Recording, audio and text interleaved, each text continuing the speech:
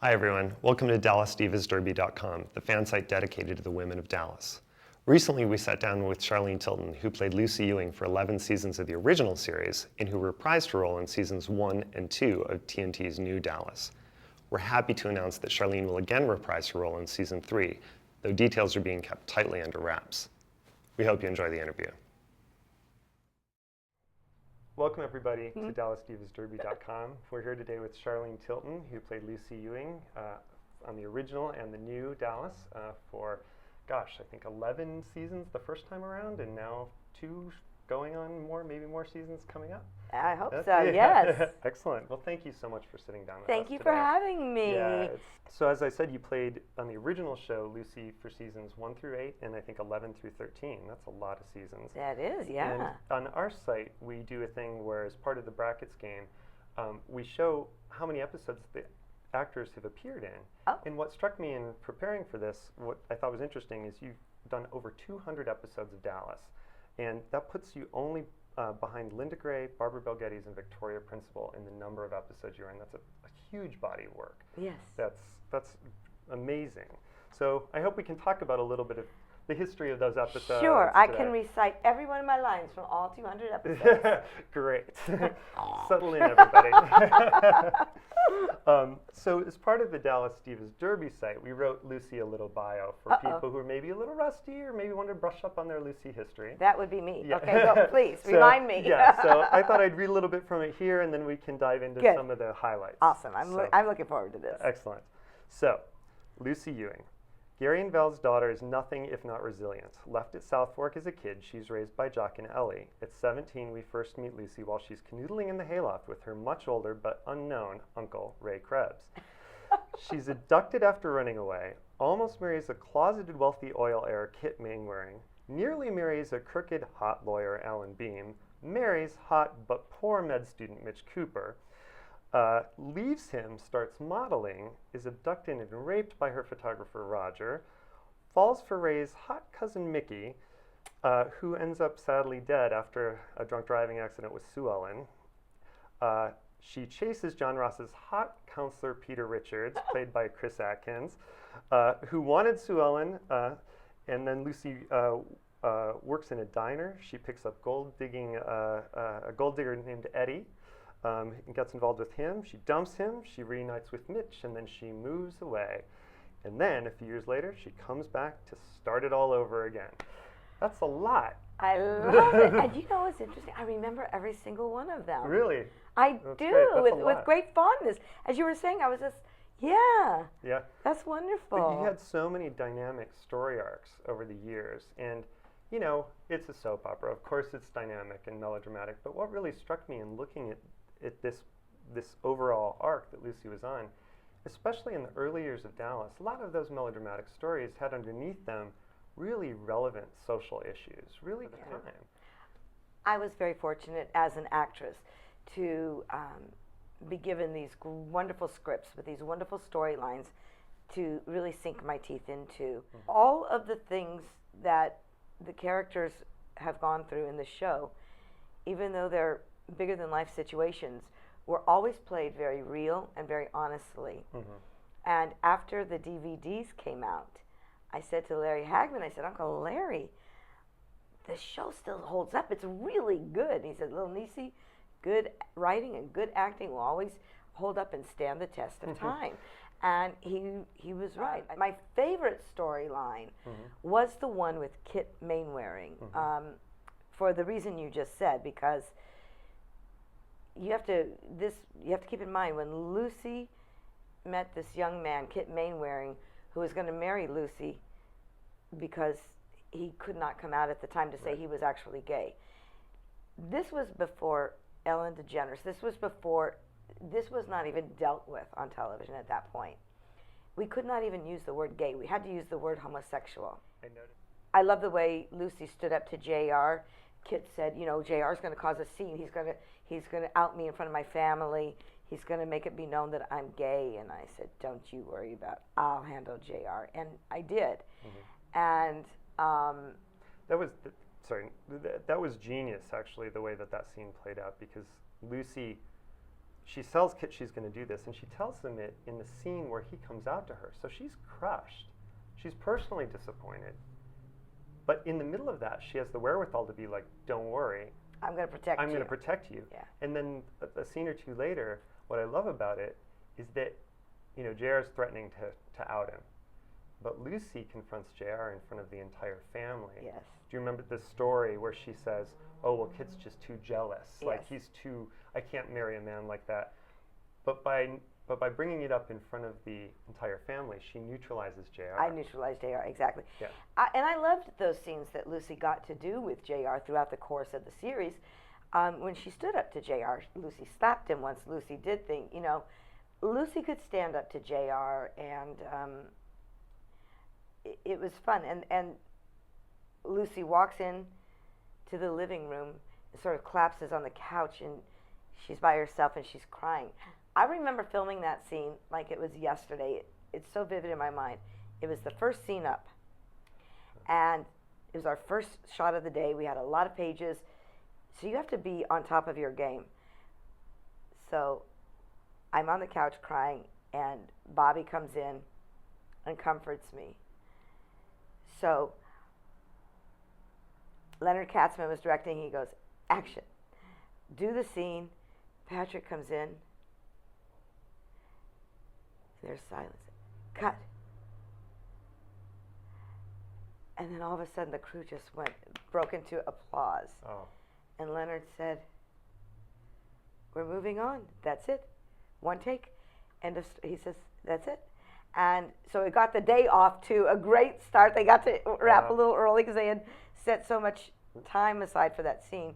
And we did it in one take. So it was really good. There was also working with Lee McCloskey as Mitch. Yes. A dear man. Yeah. That seemed, you know, I think. So intelligent and so smart. Yeah.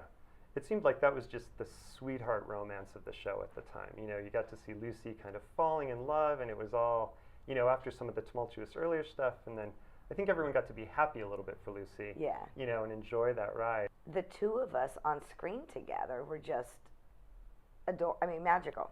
That's what I mean. The day of our wedding, little trivia, I was on my way to the studio to film the big wedding, Lucy and Mitch's wedding. Yes. And I was early, just, you know, knowing it was a big day. We had extras and cranes. It was a huge day, Lucy's wedding. I was in a car accident, a bad one. A car ran a red light and plowed into me and totaled my car. And I had a concussion. I was a mess. And the whole day I was like, I can see it when I see the show. I see that I'm like, I don't feel like I look up to par or whatever, but wow, the show must go on though. the show must go on. That was not the day. And they're like, do you need to go to the hospital? I said, I can't. I have to be in the extras and cranes, and this is the big episode, Right. which was the second highest rated episode of the series. That's right. Lucy was, when I first read the description of the character of Lucy, before I even auditioned, it said manipulative little sex pot, born with a silver spoon, has everything money can buy. And right away I clicked. I said, there's something missing from this description. She needs to be loved. She's vulnerable. She doesn't have her parents. She was abandoned. She's raised by this wealthy family, but there's no real love there. And she just wants acceptance and love. So I got Lucy. I saw right away. I just said, I know this character. I love her. Because talking about the popularity of the character and how beloved she was by fans, that coming off of the rape and the abduction, and then we learn in the beginning of season 6 there's this lingering story, she's pregnant. And abortion on network television in the early 80s, Right. dicey subject. Very dicey. And a dicey subject to take on with one of the most beloved characters on TV. Did you have any pause around that? Did you have any concerns about, oh my goodness, is this going to become too controversial? Is this? You know, I did. But Lucy was pregnant as a result of being raped. And who's to say what anybody would do in that situation? But that is such a personal choice. I wouldn't begin to even tell anybody what to do. You know what I mean? Absolutely. So, but the weird thing for me playing that, I was pregnant with my beautiful daughter Cherish at the time. So I was pregnant and having all this dialogue about having an abortion and not wanting my baby, and I just wasn't connected as an actress to, I didn't go all the way as an actress. Sure. I just didn't. Sure. I didn't allow myself. That must have been challenging to have that real life going. It was. Yeah. I couldn't do it. So I think my performances weren't up to par. They might have suffered a bit. Just, I held back. Sure. For, absolutely. And then I would always say, Cherish, I love you, Mommy loves you. And yeah, so I never let myself fully go there, though. Yeah. With those. I noticed we see Lucy, leaning over the back of the couch or with the big comforter in her lap at that point. I take it is because you were hiding the pregnancy at that point, the real life pregnancy. Yes. One time Patrick Duffy was directing, and there was a scene where Lucy's supposed to be coming down the stairs, and he said, well, you know what we're going to do? I said, how are you going to hide this one? And he said, well, we're going to give Lucy a laundry basket. We're going to cut it out, and we're going to have you. And I said, when does Lucy do her own laundry? I don't think so. He's like, I don't know. What are we going to do? And I said, close-up. That's great. Yeah, Lucy, I got a lot of close-ups. There you go. That's a nice byproduct.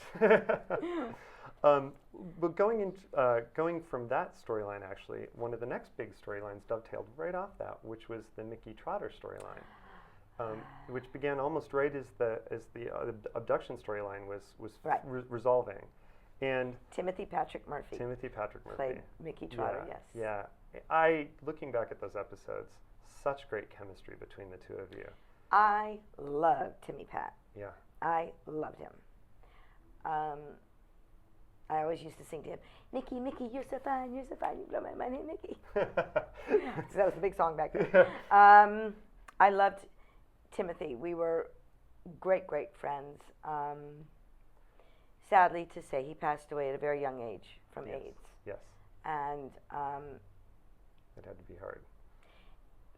Very sad. It was something he felt he had to hide back at the time, and different time. It was a different time, not that long ago, but and especially in Hollywood. Yeah, and I just adored him, loved him. Was able to talk to him before he passed away, but very sad, very heartbreaking. He gave some great performances. Didn't he? Though he was wonderful, fabulous to work with. I often wondered, again, much like the Mitch storyline, it looked like you guys were having fun. Like there was the chemistry between Timmy and I did have a good time. We had a great time. Especially because of the way they introduced you to each other, because you did not want to date. Yeah. You were not interested, and he kept kind of approaching you. Right. Well, looking back at that arc, one thing, again, I was really impressed by in terms of the work that you got to do on it. Number one, you had this sort of almost like Spencer Tracy, Katharine Hepburn, crackling romance going on. It's a slow build, which looked like you guys were having a blast with. Yeah. And then it blossomed into full-on romance. And then again, I think Lucy's fans got to be happy for Lucy because she was falling in love. Yeah. And then, of course, when Mickey is injured in the accident with Sue Ellen, it takes a very dark turn. Right. Remember the scene that when Ray pulled the plug on Mickey in the hospital, and then I go to his house and I start banging on him, and how could you do that? And I'm like, again, that was one. It was just one take. Sometimes the hardest ones, you just get them done and go through it. Yeah. You hit it, and you have your moment to do it, and boom. Well, Lucy got to do some fun things. Lucy has some funny lines too. I remember once. It was after I had left the show, or they had me leave the show, and then they brought me back. Sue Ellen JR was shot a second time or something, and so I walk into the living room and I said, Sue Ellen, next time you're going to try to shoot JR, let me help you steady the gun. I'll help you steady the gun so you don't miss. Yes, because she had shot him that time. Yeah. That was the season you came back, season 11. Yeah. She'd shot him at the end of season 10. Yeah. So, yeah. Lucy got to say, had some, she got those quips. She had some zingers, yes, some great quips. Yeah. I love the second episode for Lucy when she was in school, and the night before, you see Lucy in this very sexy little negligee, her little lingerie thing, and she's cutting her clothes out for the next day, and she puts them on, and she's covered in a jacket, and she's after school with her teacher, and then all of a sudden, she rips out her hair and takes off her jacket and starts screaming, "Help, help, he's raping me, help, he's attacking me." She runs out, and that's right, she's kind of setting her teacher up. I totally set the teacher up. Yeah. And I mean, that was horrible. That's terrible. I remember my daughter, when she first watched that, she was like, "Mom," I go, "It's called acting, do not try it." But that second episode, that was a fun one. Yeah, that was Lucy. I mean, we're getting to know her as the bad girl, right? Yeah, and Pam buys her all these clothes, and there's a shot of us driving up to South Fork, and all the expensive boxes and shopping bags go out the window, and then Pam makes her, you see Lucy trudging through the snow to pick them back up. But in the first episode, the first time you see Lucy, I was 17. This was so long ago, this was really pushing the envelope. So I'm up in the hayloft with Ray, a much older man, and I'm saying, "Ray, call me her name. Do it. Call me Pam." I'm like, and I got to tell you, I was young and kind of not so educated. I had no idea. I watch it again, many years later, and I'm like, holy Toledo, this is really kinky stuff. Oh my God. I can't believe they allowed this on television. Totally. This is like.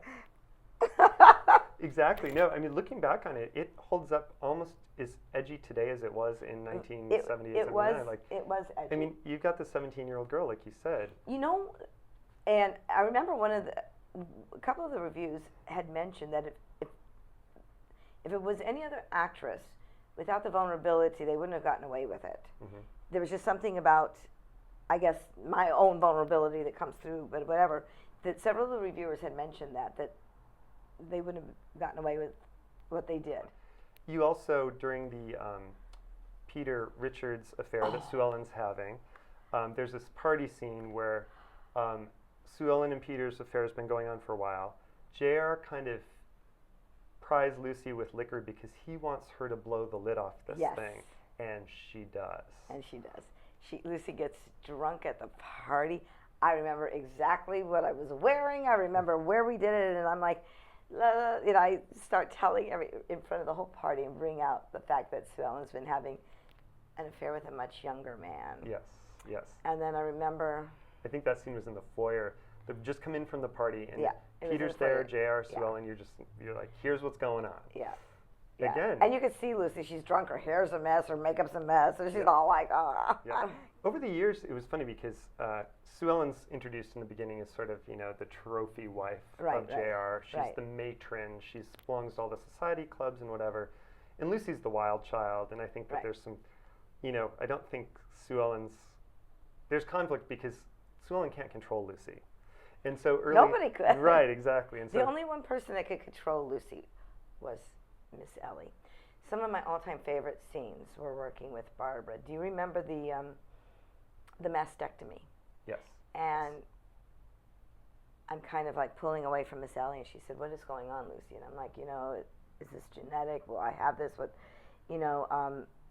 The times I got to work with Barbara, being so young, it was absolutely like going to school. I was working, she's one of our first premier actresses of the theater. Absolutely. And I'll tell you a wonderful story. Early on, when we were filming the first 6 episodes, the cast, we stayed in the Royal Coach. We called it the Royal Roach because they had big old cockroaches crawling around, and Barbara's room was across the hall from mine. And the hotel room was really small. It was just a bed, and maybe a little desk or something with a phone on it, a little table with a phone. So she was sitting on the edge of the bed. I was sitting on the floor, and I would just always have her regale me with her stories of New York and theater, and telling me what it was like after the theater. They'd go to 21 and all this, and her phone rings in the room, and I answer it. And I said, "Miss Belgetti's suite," because the room was like this big. And the voice on the phone was a man, and he said, "May I speak to Barbara, please?" And I say, "Who, may I say, is calling?" And the voice says, "Tennessee." And I screamed. I went, "Oh my gosh." She goes, "Who is it?" I go, "It's God." She goes, "Who?" I go, "It's Tennessee Williams. It's God." And she's like, "Well, talk to him." I go, "No, I can't talk to Tennessee Williams." I was like, "Oh my God." That's great. Wow, what a great moment. Yeah, I know. So I talked to Tennessee on the phone for 2 seconds. That's a great Tennessee story. Williams, yeah. They were very good friends. Oh, yeah. that's interesting. Yeah. And Jim Davis, who played my grandfather, oh, what an amazing actor and presence he was on the show. Wasn't he something? Well, and yes, you had Jim Davis, you had Barbara Bel Geddes, then you had... Jim was so good looking and handsome. Yeah. And, it was, I mean, that was a huge loss of him on the show, for sure. It really was. And I had spent a lot of time with Jim and his wife, Blanche. Gosh, you know, I spent a lot of time. I would stay at their house. I would stay at their apartment in Dallas. And I was with his wife, Blanche, lived to be 90 years old. And she passed away a couple of years ago. And I was able to be with her when she passed away, like 3 years ago. So that's fantastic. we still kept in such a great touch. connection. Yeah. That's great. And I was very lucky at such a young age. Everybody was really wonderful at what they were doing, and everybody's work ethic was absolutely stellar. We had a lot of fun, and Larry Hagman was the ringleader. We worked real hard and we played hard. We had fun, but I was young and they expected me to be professional too, and I didn't. Nobody cut me any slack because I was young. I had to like be on top of it as well. Yeah. And it's interesting because when I work with people now, they're like, "Wow, you're wonderful to work with," and I learned from the best. I learned from the best, absolutely. We saw Lucy leave right before Bobby was quote unquote killed. Right. Before she left, she reconciled with Mitch. They were married again. Yeah. And she went off to Europe or something, right? I was kind of curious about that exit because number one, it was so. I think the fans were just destroyed that Lucy was leaving, and it was. So was I. Yeah. As a kid watching the show, my first thought when we came back that next season after Bobby had been killed is, why isn't Lucy at the funeral? I don't think so. I mean, they could have brought Lucy back at any time. In fact, they did. They brought me towards the end of the. I think it was season 10 you came back. They came back, but it was towards the end. Yeah. So. And you were back for like 3 more years, I think. Yeah. Yeah. They could have brought me back anytime. To this day, I don't know what the decision was, how it was reached. My contract had ended. I was shocked and devastated that they let me go, but what can you do? So, but I have to say, the fans were amazing and very much responsible for bringing the character of Lucy back. I've heard that there was a big letter writing campaign that was. There was, in fact, they asked me to come up to the office and meet with the producers, and I walked into the office, and I hadn't been to the studio in a long time, and Leonard Katzman's secretary, Luella, said, "I am so glad you're back." I said, "Oh," I said, "I'm so glad." She said, "No. You have no idea." She said, "The petitions, the signatures." She said, "It was the stupidest decision, and they had to bring you back." She said it was just, and I'm like, because now it's all on internet. You would know if people are, right. You know, there's the internet that instantly. there's the tweeting and all this stuff, and Facebook. I didn't know, you know, I had no idea. But so I have to say, I'm forever blessed and grateful that the fans brought Lucy back. Yeah, what a great feeling to hear that from Oh, it meant so much, because I was devastated when they wrote me out, so it was really nice. I think the fans were too, actually. Yeah. In the later years of the show, it seemed when Lucy came back, that's when she was a little bit more of a spitfire. She had a little bit more of those quips that you were talking about. They didn't know what to do with her, though. Yeah. She lost some of her fire, her chutzpah. Yeah, some of her Lucy, you know. Right. So. I mean, it was great to have her back. It was great, yeah. They tamed her down a little bit too much, maybe. Yes. I think that when you look at it, there weren't those big substantive like issue stories Right. that we had earlier. Right. You know, it was a little bit lighter. Right. So then I know that you were one of the producers of the reunion in, was it 2006, I think? Yes. Yes. Was that fun to work on? Was that great? Well, it was my idea. Excellent. And you partnered with Henry Winkler, is that I right? did. Oh. We had done an episode of the show Soap Talk on the Soap Network. Mm-hmm. Larry Hagman, Linda Gray, Patrick Duffy, and myself. And they brought out Larry, Linda, and then Patrick, and I was the last one they interviewed, and then they brought me out. And it was a small studio audience, but we hadn't been seen in public together in a long time, 20 years.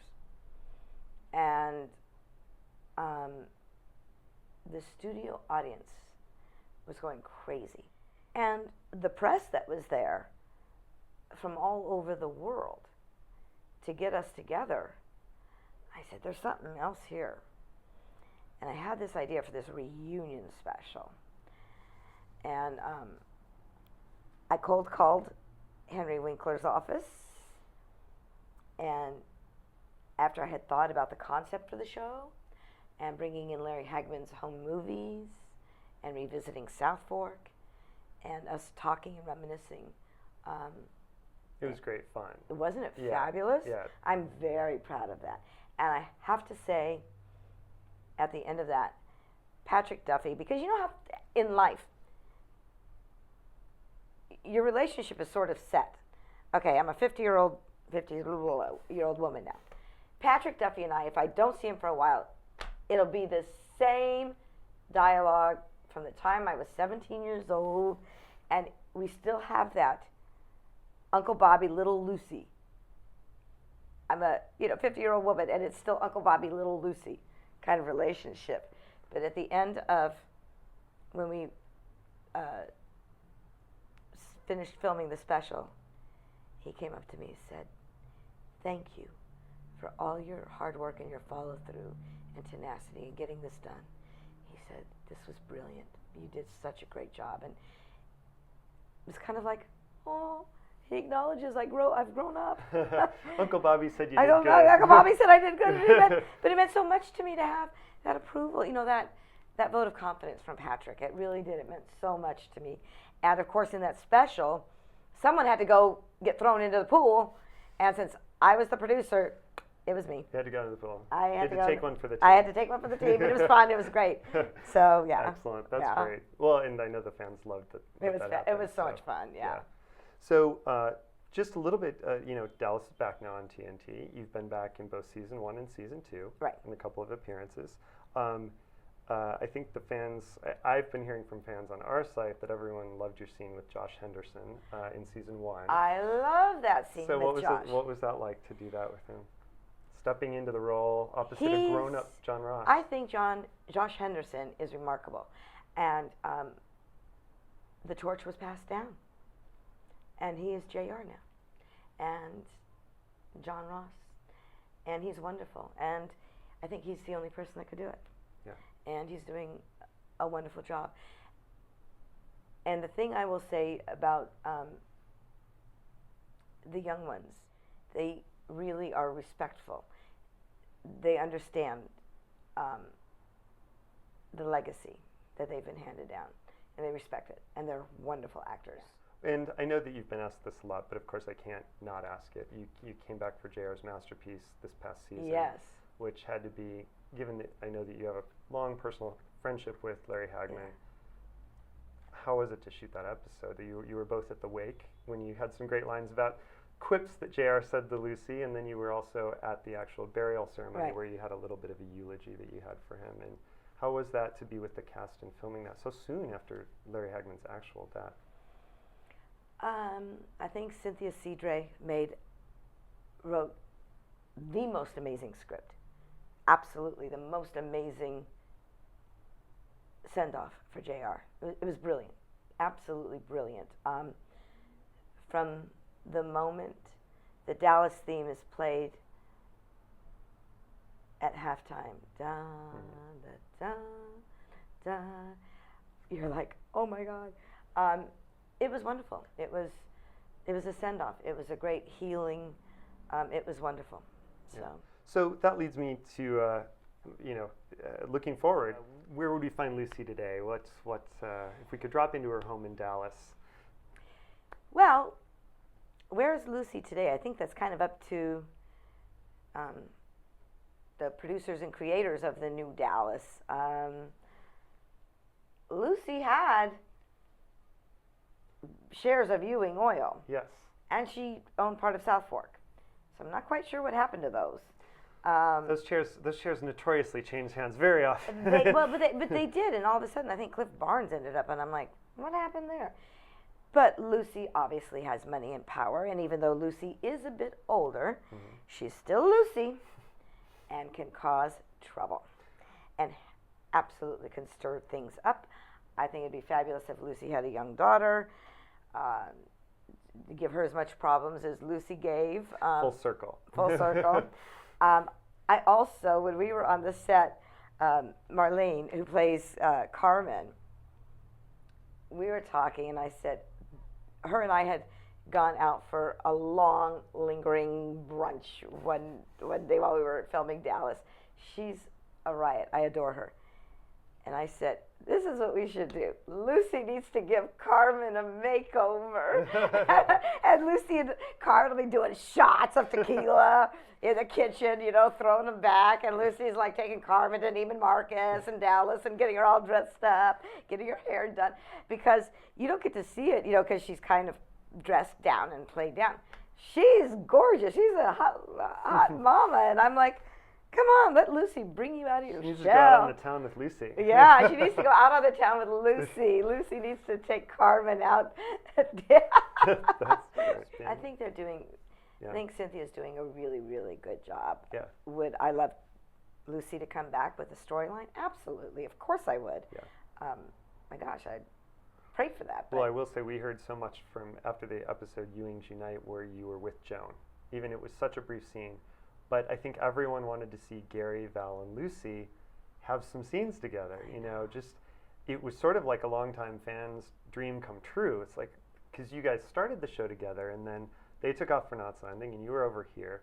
And for weddings and funerals, people crossed over, but for the most part, it was largely separate. Right. And I think everyone got really excited to see everyone in the same room again. Well, it was kind of built up like a bit of a reunion, but it really wasn't a reunion. Yeah, hopefully there's more to come there. Hopefully, maybe. I haven't heard anything, so I'm just. Yeah. I will wait and see along with the fans. Who knows? Well, I think I speak for a lot of fans when I say that there's a lot of demand out there for it. So I think a lot of people would love to see that. Thank you. That means a lot to me. It really does. Honestly, it means a lot. What other things do you have in the hopper right now? Do you have any other projects going on? What? I do. I've been really, really busy. I'm the president of Actors for Autism. Many of the fans out there know that my fiance passed away unexpectedly. It'll be 4 years this Christmas, and they were very sweet and wrote to me and gave me their condolences. Yeah. Well, I had 3 things happen in a row. My mother passed away. My daughter Cherish, who the fans know as well, the fans that keep up with me, she was in a horrible motorcycle accident. She almost died. And then my fiance died. So I had 3 triplets. I was a mess, but I knew the best way to get out of that was to go and help somebody else. So I had a friend who had told me that they work with Actors for Autism. So I went down and checked it out. I didn't know anything about autism at all. I'd never dealt with it. So I didn't label the students there as autistic. I just saw their talent. And boy, are they talented. So I was working on a scene, and one of the kids, I said, Dominic, come here. Help me direct this scene. You've got great directing talent. I just got him an internship at the city of Glendale in Los Angeles to direct their public service spots. He's wonderful. And all the kids, they're just doing so well. So I just produced a big fundraiser. We honored Joe Mantegna from Criminal Minds, and my dear friend Kenny Ortega presented him the award. We had a big star-studded, wonderful event. And I'm now the president of Actors for Autism. I've been working with them going on 4 years just because I love it. I teach every week just because I'm there. I love it. I love my students. I love working with them. They're amazing and talented. and they bring me so much joy, and I learn so much from them. So I'm very busy doing that, and I'm doing the Tammy Faye Baker story. No, really? Yes, I'm doing the Tammy Faye Baker story. I'm playing Tammy Faye Baker. She had given me the fantastic. rights before she passed away. Wow. So it's something I've been developing for a long time, Yeah. through several incarnations, feature film, but it looks like now we're doing it as a one-woman show, Wow. a theater piece, and I have a fabulous Broadway producer behind it, and it's going to be wonderful. Oh, that's fantastic. Thank you. Yeah. So I'm very busy with that. Oh, that's great. Congratulations. Thank you. And- That's going to and- be a good one. Yes. Yeah. Talk about, and she has her own following, so that'll be, Yeah. you're stepping into some shoes there. But nobody else could do it. I know Tammy. I know Yeah. her. And I told Tammy Faye, I said, before she passed away, I said, look, I could put a wig and eyelashes on my cat, and my cat could play you, but I'm not going to make you a caricature. I'm going to play you as the real woman you are, the good, the bad, the ugly. And she said, my life's an open book, do it. So I'm not going to, she's not a caricature to me. She's a person, Right. and a remarkable, remarkable woman who has done so many incredible things.